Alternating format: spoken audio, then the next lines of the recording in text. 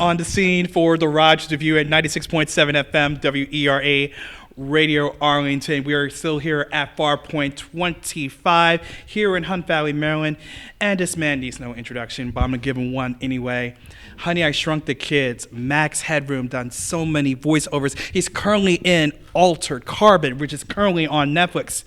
And the best part, which I like, you are born in Washington, D.C., which is my hometown. About that? Yes, yeah, Bethesda Naval Hospital. I remember it well. No, I don't. I was 6 weeks old, and then I crawled north of the border and managed to avoid security, and I have the scabs on my knees to prove it. You avoided security more than me, I can tell you the truth.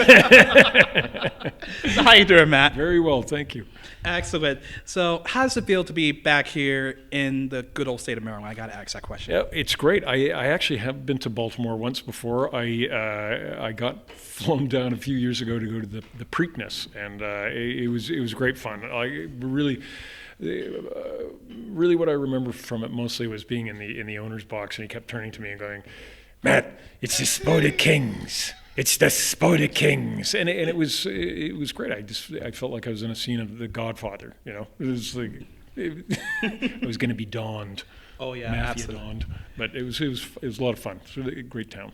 Well, that's good to hear. It just feels weird because you used to play a reporter on Max Headroom as Carter, and here I'm the reporter and I'm interviewing you. Yes, it's kind of like the situation has been reversed, isn't it? Yes. Well, you sit here then. Okay. All right. That's fantastic. Good idea. Yeah. So what do you want to ask me? Anyway, we're here today in Maryland and at Farpoint, the con, and I just wanted to ask you, how did you get into reporting? Well, I got into reporting by accident. My mom told me I read the paper when I was 2. Then I did a high school television program. Then I went to college and became a communications degree. And then 9 years ago, I started my own magazine. And then 1 year ago, I started my own radio show. And I'm here. What the hell happened? Yeah, you kind of really learned to fuck downwards, didn't you? Pretty much. And that's the way it was, ladies and gentlemen.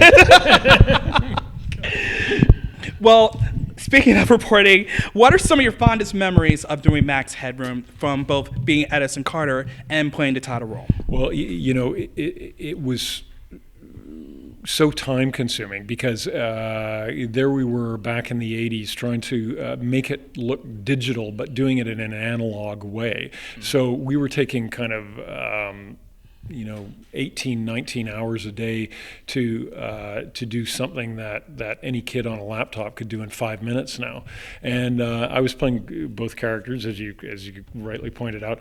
And so once everybody had finished their work for the day, then I'd have to get into the prosthetics, rubber makeup, do the Max segments, and then get out of the rubber makeup. And I would be puffling along back to the Oakwood Apartments at sort of 3 o'clock in the morning, and I remember pulling over to Taco Bell and getting my bean burrito and coming out, and I was so tired I squeezed the bean burrito too hard, and it kind of went and ended up in this kind of little turd-like little sculpture on the rental car, and I kept it there because it sort of seemed like a really cool hood ornament that it does, yeah. Yeah, and it just solidified in that. It just sort of seemed perfect somehow, and to this day you can still rent that car. No, I mean, but it was great. I mean, at the time, we didn't realize how well it was going to do. We always thought it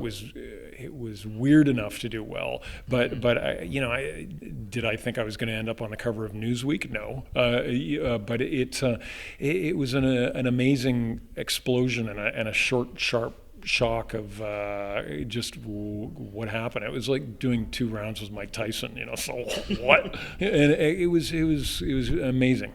So, amazing. Yeah. One of the things I learned about you, and I saw some of your movies, you actually played Sherlock Holmes in 4 Hallmark productions. I want to know, how did you approach the iconic character?